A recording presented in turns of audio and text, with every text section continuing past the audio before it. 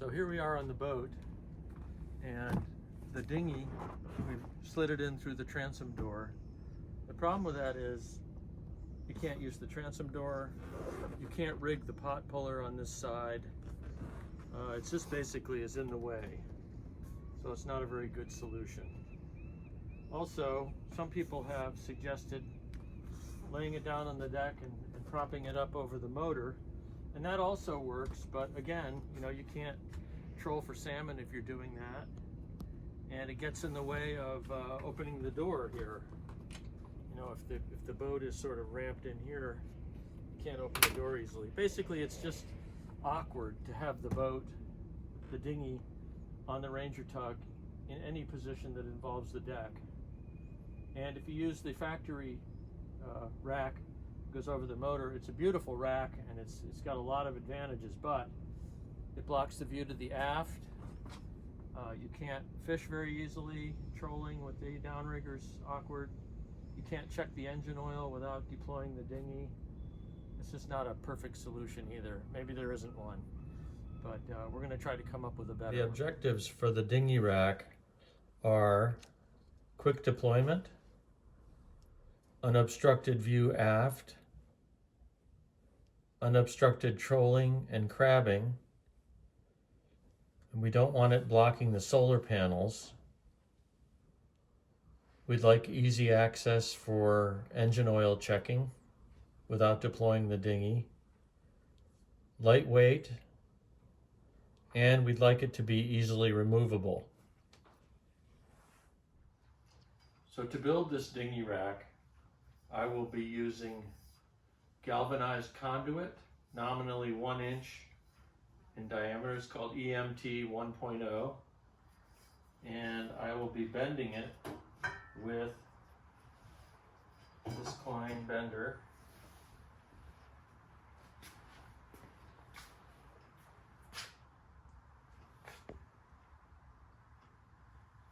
And this thing is a bit of a beast. If you haven't used one before, you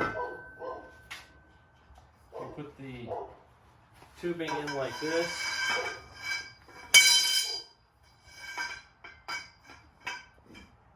and then you step on here and pull it back, and it bends the tubing. But I have to tell you, it's a bit of a beast, and if you have a 250-pound neighbor who can help you, that's a good thing. So to cut the tubing before bending, I'm using a diagonal cutter like this. This one's from Harbor Freight. They're very inexpensive. And then for polishing the ends before and after welding, I'm using this device called a flapper wheel.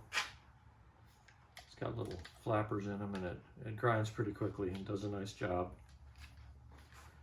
And then to do my welding, I'm using a Miller Multimatic 215 in MIG mode, MIG mode, with the gas here, and just kind of put it on the table and weld up all the joints.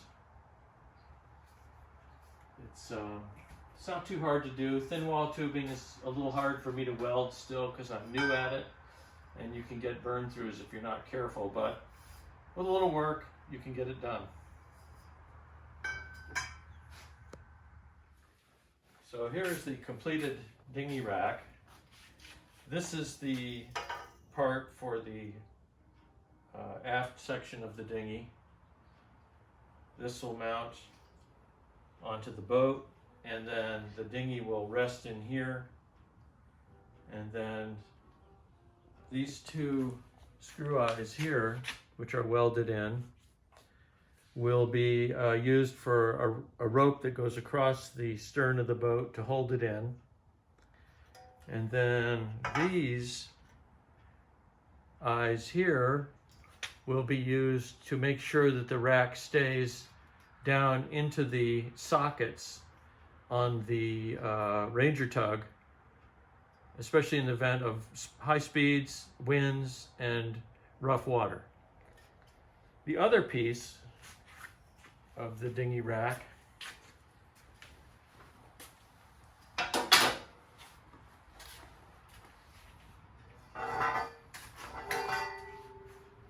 is here. Now this piece has the curved receiver for the bow of the dinghy and a loop here to pass a line through that's attached to the bow to pull the dinghy into position. And likewise, this portion of the rack has eyes here for pulling the rack down into the socket on the Ranger Tug.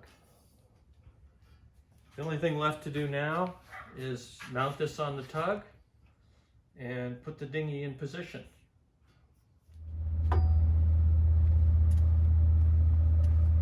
So today is the day to install the dinghy rack.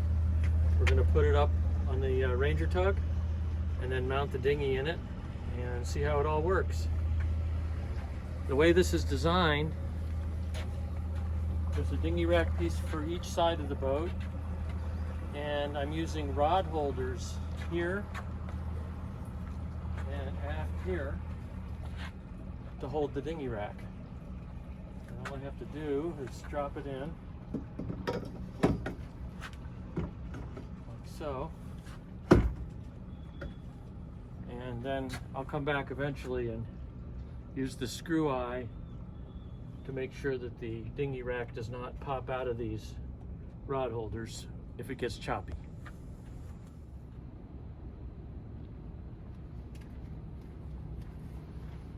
This is the portion of the dinghy rack for the port side, and it will hold the bow of the boat, of the dinghy.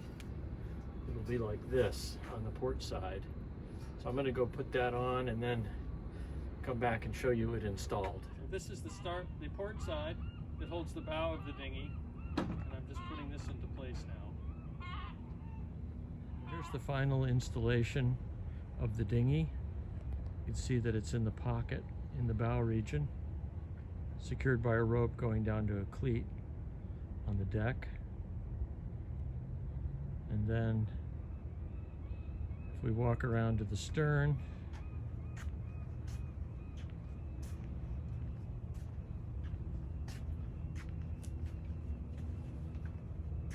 see the stern is held in here and the rope is used to keep it from flying out. Although I may come up with something there that's more secure. But that's a general idea. This rope here holds the dinghy rack down under the railing if it's windy or choppy or high speeds. And that's the entire installation on our Ranger Tug 27 outboard named Joyful.